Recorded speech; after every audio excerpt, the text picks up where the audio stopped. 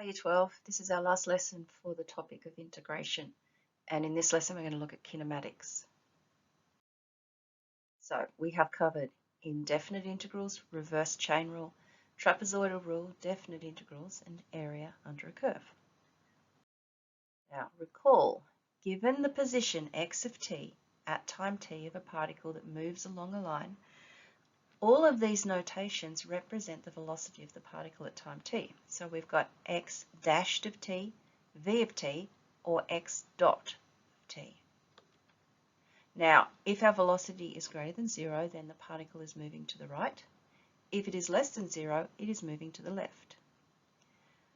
And if it is equal to 0, then the particle is stationary.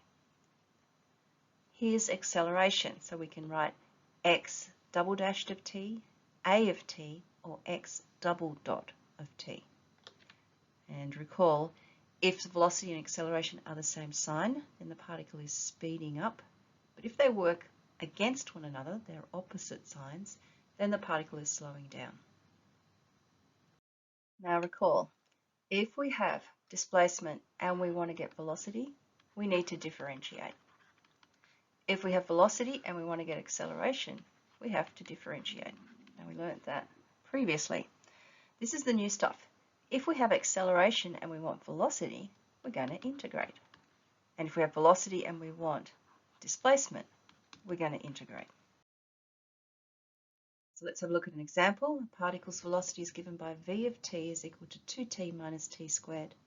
Part A, if the particle is initially at the origin, find an expression for the displacement at time t. So remember, initially this means t is equal to 0, and at the origin x is equal to 0. Now we've got velocity, we want displacement, so we need to integrate. So x of t will be equal to the integral of 2t minus t squared dt. Integrating here, that is t squared. Integrating here, we get negative t cubed on 3 plus c. Now we don't want this c, we want to use this initial pair of values, so t equals 0, x is equal to 0 to resolve the constant.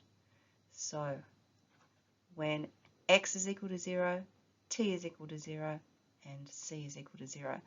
And so x of t is equal to t squared minus t cubed all over 3. Part B, where does the particle experience negative acceleration? So this time we want to differentiate. Hopefully that makes sense to you. So we integrated before to get displacement. We want to differentiate to get acceleration. So a of t will equal, differentiating here, 2 take away 2t. And we want that to be less than 0. So we just have to solve a simple inequality. Now I could take the 2 over, but I'm actually going to take this 2t over the other side to get rid of this negative. So 2 is less than 2t. Divide both sides by 2 and switch it around, including the inequality sign. T is greater than 1. So the particle experiences negative acceleration when t is greater than 1. Now note, this has nothing to do with slowing down or speeding up. Okay, it just means when is a of t negative. Now, if we're given a function for velocity, we can use the formula below to find the change in displacement. So let's have a look at that for a minute. What I'm doing here is using the fundamental theorem of calculus with kinematics. So remember, when we've got a definite integral like this, we can integrate this, which will give us x of t, and then substitute in t2, take away, substitute in t1. And that will actually give us the change in displacement. It's also the area under the curve, which is curious. And this means we can find the total distance that's travelled by a particle, provided the particle doesn't change directions, and we're going to have a look at that later on. So the change in displacement is purely going to be our definite integral and the fundamental theorem of calculus. But the distance travelled, well, we will need the absolute value here. So we'll have a look at that in a second. Now this is a velocity time graph. So we've got time on the x-axis and velocity on the y-axis. Now the distance travelled is actually the area under the graph. And make sure that makes sense to you, because displacement is the integral of velocity. And the integral of velocity is the area under the curve. So if we want to find the distance travelled, we've actually just got to figure out what these total areas are. And that's just geometric shapes, isn't it? So just working out a triangle, and a rectangle, and a trapezium, and another triangle, we get 675 meters. The distance isn't negative, and distance travelled will actually equal the sum of the areas between the graph and the t-axis.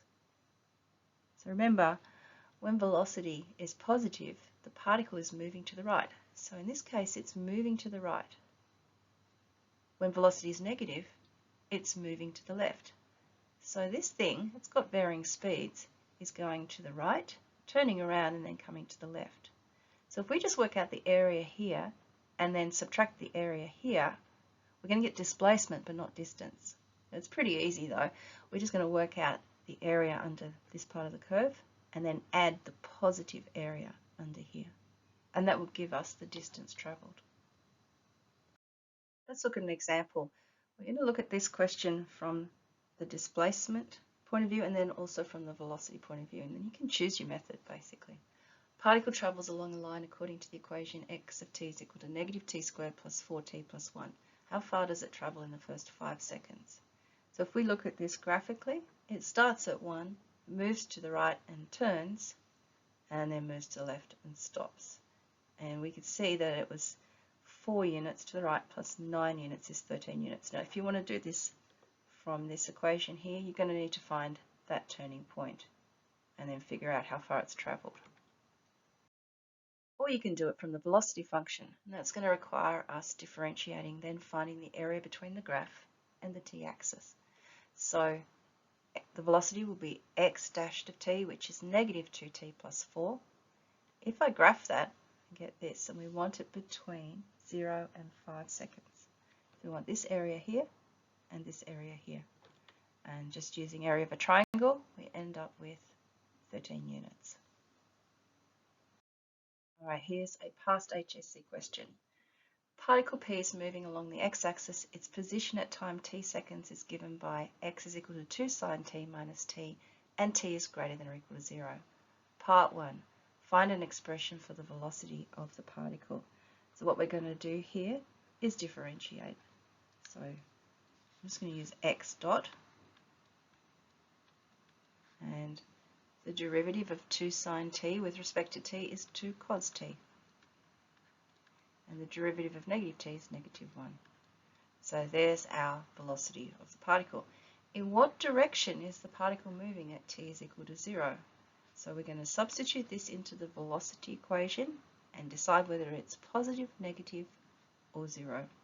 So x dot of 0 is equal to 2 cos 0 take away 1. Cos 0 is 1, so this is 2 take away 1, which is 1. It's positive, it's moving to the right. Determine when the particle first comes to rest.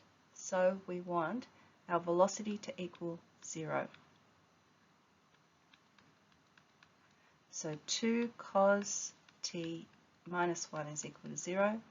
Cos t must equal a half, and t will be inverse cos of a half, which of course is 60 degrees or pi on 3 seconds. Part 4, when is the acceleration negative for 0 is less than or equal to t is less than or equal to 2 pi? So we want acceleration, so that's x double dot is equal to derivative of 2 cos t is negative 2 sine t, and derivative of negative 1 is 0. Okay. We want to know when that is less than 0. So dividing everything by negative 2, I'm going to flip that inequality sign, aren't I? So sine t will be greater than 0. Now the easiest way to do this is from the graph. We want it in between 0 and 2 pi. When is sine t greater than 0? Here. So it will be 0 is less than t is less than pi. And part 5, calculate the total distance travelled by the particle in the first pi seconds. Okay, number of ways to do this. You could attempt to do it from here, but it'd be really hard. You'd have to try and graph that. Much easier to do it from here and find the area under the curve. Right, so basically what we want is this. 2 cos t minus 1 dt between 0 and pi. However, we know that it comes to rest and that it turns around. So we need to graph this. Now, you'll need to know your transformations for this. Let's graph this between 0 and pi. So cos goes like this, doesn't it? Between 1 and negative 1. This 2 won't affect the turning around of it, but it'll make it stretch. So this will be a 2 and a negative 2. And this minus 1 here, that's going to make it drop down. So I'm going to do something sneaky here and just move the x-axis, or the t-axis. So we want it to go down the whole graph. So there's our x t-axis there. That makes this 1 and this negative 3. This point here is when our velocity is equal to 0, so that's pi on 3. So we do have two separate integrals here. So we're going to do this between 0 and pi on 3, and that one will be positive, plus the absolute value of the integral between pi on 3 and pi of 2 cos t minus 1 dt, and that will be it. Now I'm not going to finish the question. You can finish that one off.